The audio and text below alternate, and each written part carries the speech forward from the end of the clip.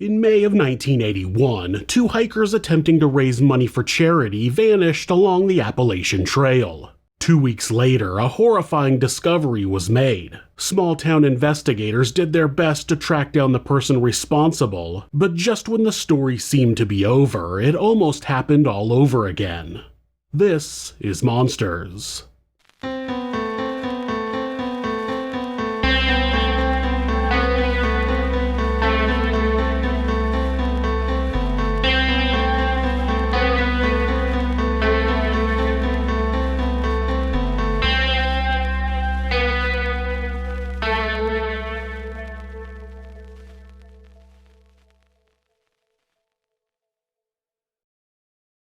The Appalachian Trail is a famous long-distance hiking trail found in the eastern United States. It stretches approximately 2,200 miles or 3,500 kilometers along the Appalachian Mountains, running through 14 states from Georgia in the south to Maine in the north. There are many different sections of the trail, and journey lengths can range from day trips to a months-long excursion to complete the entire Appalachian Trail. It was there that Robert Mountford Jr. and Susan Ramsey found themselves back in May of 1981 on a mission to raise funds for a mental health charity run by Robert's mother. The 27-year-olds were experienced hikers and both social workers from Maine. While passing through an area known as Dismal Creek, Robert and Susan met a lone female hiker and struck up a conversation with her. The group agreed to meet again later that day for lunch near Parisburg, Virginia. The woman got to their meeting place and waited for some time, but Susan and Robert never arrived. That immediately made her concerned, thinking that something may have happened to them on the trail. The woman then reported Susan and Robert missing. Deputy Sheriff Tom Lawson was put on the case to track down the missing hikers. Lawson and several other officers walked the assumed path that Susan and Robert had most likely taken. They passed numerous hikers along the route and asked all of them whether they had seen a pair matching Robert and Susan's description. One man recalled seeing them accompanied by what he described as a strange-looking man. That sighting happened near the Wapiti shelter. The modest structure had been built the year prior to house any hikers passing through during bad weather. The officers now knew the last place Robert and Susan had been seen and that they were with an unidentified male. Further along the trail, they passed two more hikers who confirmed the sighting. They too had witnessed this strange man accompanying the pair. Their next stop was at a local small grocery store called Trent's. Maybe someone there would have more information about the missing pair. Apparently, Robert and Susan had been at the store on May 19th. Subsequently, a man had been visiting the store boasting to anyone who would listen that he knew what happened to the missing hikers. The authorities were told that the man's name was Lyin Randall. When Lawson heard that, he assumed the character was an unhinged man who probably didn't really know what happened to the hikers. His nickname was Lyin Randall, after all. The days passed without further sightings or information about Robert and Susan. On May 30th, officers arrived at the Wapiti shelter and looked around for evidence that Robert or Susan had reached that point. Inside, nothing seemed particularly odd. That was until Lawson glanced at the floorboards where there was a suspicious dark stain on the floor. Whatever had caused the stain seemed to have pooled and dripped through the floorboards, appearing almost like a black varnish. When Lawson ran his knife between the boards, he pulled it back out, finding a thick, deep red substance coating the blade. It was later determined that it was Robert Mountford's blood. Suddenly, the unassuming shelter meant to help hikers out looked like a potential murder scene. Lawson and his officers set off in different directions, fanning out from the shelter in search of any other evidence. It wasn't easy to spot anything, with a thick brush and a blanket of fallen leaves covering the area. They converged at a clearing, where an odd pile of leaves seemed to have been manually gathered up, not something the wind had blown together. The leaves were pushed away, and they began digging where they had been. They didn't have to go far before some green fabric appeared that turned out to be a sleeping bag. Inside were the remains of Susan Ramsey. The following day, the officers returned with a cadaver dog, hoping it could lead them to Robert. After latching onto a scent at the shelter, the dog walked a few hundred yards and sat down next to a tree stump. Not far under the surface, a second sleeping bag was found. Robert's remains were inside. The relevant portion of the trail was blocked off from further hikers passing through, and a murder investigation was launched. Time was of the essence. Someone had committed 2 brutal murders with no apparent motive, and it wasn't far-fetched to assume that the assailant could strike again. Investigators developed a potential profile for their suspect. The killer was likely a physically fit man with knowledge of the local area and the trail in particular. Various items were missing from Robert and Susan, like their logbooks that would have shown places they had stopped off along the journey. Authorities believe the killer did that to make it harder for them to piece together their final movements before the murder. Autopsy results showed that Robert and Susan had a substantial meal shortly before their murder. Robert had been shot 3 times with 1 bullet found lodged in his skull. Susan's hands showed evidence of defensive wounds, meaning that Robert was likely killed first. Unlike Robert, Susan hadn't been shot. She had suffered blunt force trauma to the head and multiple stab wounds. She had also been punctured 13 times with a nail pulled from the Wapati shelter. Susan's camera was found but provided no information about the pair's trip as the film had been ripped out. Her backpack was also uncovered and, unlike the camera, it provided a lead. Susan had a book inside her backpack that she had been reading on the trail. When the book was examined, a bloody fingerprint was found on one of the pages. Despite the systems being far less extensive than what we have today, investigators were still able to track down a match. The fingerprint belonged to Randall Lee Smith. He hadn't had any run-ins with the law previously, but his fingerprint was on record since it was compulsory for a previous job he had worked as a welder at a shipping yard. Randall Lee Smith was born on June 29, 1953. In the early 80s, he would have been in his late 20s. He lived with his mother in Parisburg, not far from where Robert and Susan had last been seen. Parisburg is in Giles County, Virginia, which is possibly the greatest name for a county in the history of the world. From his early childhood, Randall was reclusive. He spent most of his time on his own and found it difficult to make friends. As Randall grew up, he spent countless hours exploring the Appalachian Trail, sometimes for weeks at a time. Randall's mother, for some unknown reason, used to dress him up as a little girl when he was a child. She worked long hours to try to keep a roof above their heads and was eventually able to buy a house not far from some other relatives who often looked after Randall while his mom was off working. Randall earned the nickname Lyin Randall in his early teens. He was known for making up tall tales about his family's secret wealth and supposed many girlfriends. As an adult, Randall made money by working odd jobs. As previously mentioned, Randall had no prior arrest record, so the motive for the murders remained murky. Once they had a name, Lawson and a few other officers visited Randall's home, where he lived with his mother. The house was empty, so the officers forced their way inside as they had a warrant. As if it wasn't clear enough that they had their man, bloody fingerprint and all, the house provided further evidence. Multiple items that belonged to Susan and Robert were found in the home's basement. A pair of blood-stained jeans belonging to Randall were also found. They also got a glimpse into Randall's twisted mind with an extensive collection of laminated pornographic images and hospital instruments that were fashioned into sex toys. In a lazy attempt to throw off the investigation, Randall left behind a handwritten note saying he had been kidnapped and would be killed.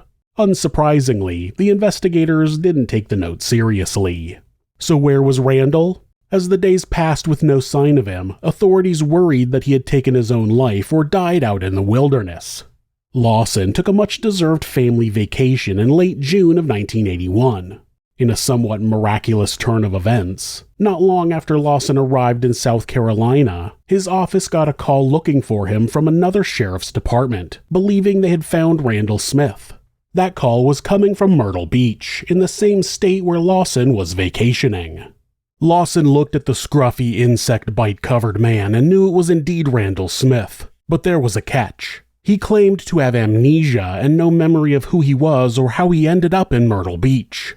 Again, Lawson didn't believe that. He left the interview room and spoke with the other investigators, hatching a plan to get Randall to out himself. In Lawson's own words, quote, "We told him those bites were quite serious. Told him if he didn't get medical attention, they'd get worse." That struck a nerve with the man, who agreed to sign the necessary paperwork for his hospitalization. Without thinking, he scribbled his name on the page, Randall Lee Smith. 27-year-old Randall was taken back to Virginia and charged with the double murder. The investigators hoped he would reveal more about what had happened that night or his motives, but he refused to discuss any details. Giles County locals hated Randall for what he had done and wanted his sentence to reflect his crimes, be it a death sentence or life behind bars, so they were none too impressed when they heard about his plea deal. Hezekiah Osborne was the Giles County attorney at the time, and he felt that they ran the risk of not getting a conviction because the case lacked a motive. That was an opinion shared by no one else around him. Robert and Susan's families agreed to the plea bargain, partly because Robert's father was an Episcopalian minister who didn't believe in the death penalty. Randall Lee Smith was sentenced to 30 years in prison, 15 years for each murder. Behind bars, Lyin Randall proved to be a model inmate. In 1996, after just 15 years, technically a complete sentence for one of the murders, he was released. Randall moved back in with his mother and resumed life as usual, working odd jobs and telling his wild stories to whoever would listen. Disturbingly, that included hikers passing through. As the years rolled by, Randall Smith spent more and more time alone. His mother died in 2000, leaving the then 47-year-old with a small inheritance to live off of. When the money ran out, Randall packed up a few possessions, grabbed his fishing gear, and walked into the wilderness with his dog Bo by his side. Since he was practically a hermit with no one to miss him, it took some time for Randall's disappearance to be noticed. After 6 weeks of mail piled up at his home, authorities put up missing person posters around town, but he was not seen again for weeks. On May 6, 2008, Scott Johnston was out trout fishing along the creek in Giles County, not far off the Appalachian Trail. Once he had filled up his cooler, Scott jumped into his truck and set off to meet his longtime friend, Sean Farmer, at their campsite. He hadn't been driving for long when he spotted something out of the corner of his eye. It was a severely emaciated dog, mangy with a bulging belly. The dog was starving, but it had a collar on, so it clearly belonged to someone. Scott then noticed an old man sitting on the creek bank, fishing rod in hand. He didn't look much better than the dog, with a hollow face and disheveled appearance. The man introduced himself as Ricky Williams and complained to Scott about there being no fish in the creek. Scott felt bad for the man and his starving dog, so he exited his truck and popped open his cooler, revealing multiple plump trout before handing him a few. Ricky expressed his gratitude and asked Scott if he was camping nearby. Scott said he was with a friend and pointed towards their campsite. Ricky explained his camp wasn't far from the area and he might stop by later. The conversation ended there and Scott drove off thinking nothing more of the interaction. They didn't know it then, but their campsite was just 1.5 miles from Wapiti Shelter. Sean got to the campsite while Scott was off gathering firewood. The pair were lifelong friends who knew Dismal Creek like the back of their hands. While Sean waited for his friend to return, he was startled by a strange man emerging from the brush, followed by his mangy dog. He greeted Sean and said his name was Ricky Williams, mentioning that he knew Scott. Scott got back sometime later and found Sean and Ricky chatting away. He joined the conversation and later invited Ricky to have some pan-fried trout and beans for dinner with them. The dog had his own grilled fish. As they sat around the fire, Ricky told Sean and Scott about the outlandish adventures he had gotten up to in his younger years. He supposedly had worked for NASA and graduated from Virginia Tech. Looking at the character in front of him, Scott didn't believe a word. Still, he and Sean humored the old man, thinking he was likely a homeless alcoholic enjoying the company. Soon, the sun had disappeared and Ricky still hadn't returned to his campsite. Walking back through the woods at this time would be dangerous, especially for a man in his condition. Just as they were both thinking that, the man stood up. "Come on, boy," he called to his dog. It looked as though he was leaving. What happened next would change Sean and Scott's lives forever. Before either of them could react, Ricky took a .22 caliber handgun out of his pocket, extended his arm, and shot Sean in the side of his head. Scott was next, being shot in the neck. The man turned to Sean again and shot him in the chest, but still, Sean didn't go down. Blood was pouring down his face and he was close to passing out. Scott bolted for the woods, holding his hand to his neck. That caught Ricky's attention, who shot Scott a second time. The bullet struck him at the base of the back of his neck. In a daze, Sean stumbled to his truck and scrambled inside. As if it was a horror movie scene, when Sean looked to his passenger side window, the gunman was standing there with his gun aimed. By some miracle, the gun was out of bullets. Sean saw his chance to escape and slammed his foot on the gas. He wasn't far from their campsite when a silhouette appeared on the road. It was Scott. Scott had to keep a finger lodged in the bullet wound in the side of his neck to stay alive. Blood would spray the vehicle interior if he eased up on the pressure. These two friends were in a race against time. They struggled to stay conscious and on the road, desperately trying to navigate the winding road and reach medical attention. Due to the remote location, there was no cell service and the nearest hospital was 30 miles away. It was doubtful they would make it there without help. The other big concern was whether their attacker would catch up with them, as Scott's truck was left behind at the campsite with the keys in the ignition. When they finally reached a string of houses, Scott jumped from the car and started banging on a door, begging the homeowner to call 911. It was Melissa Miller's house, and the strange man at her door understandably shook her. When she took a glance at Scott, she screamed for her 20-year-old son to grab some towels and help. 911 was called, and an ambulance was dispatched from the town of Bland, 20 miles away. Looking at the state of Scott and Sean, Melissa and her son weren't sure whether the men would survive the wait for medical help. An officer arrived with the ambulance and got Scott's description of the shooter, as Sean could not talk due to severe swelling in his mouth. Scott described the man as gaunt with graying hair.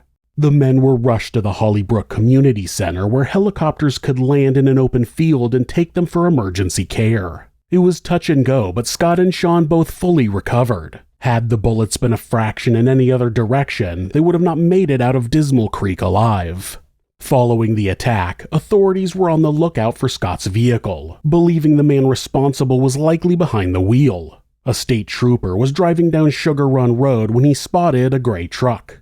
As soon as the driver spotted his car, he tried to lose him but went off the road and flipped the vehicle. The state trooper cautiously watched the wreck and found the suspect alive, with his .22 caliber handgun lying on the roof.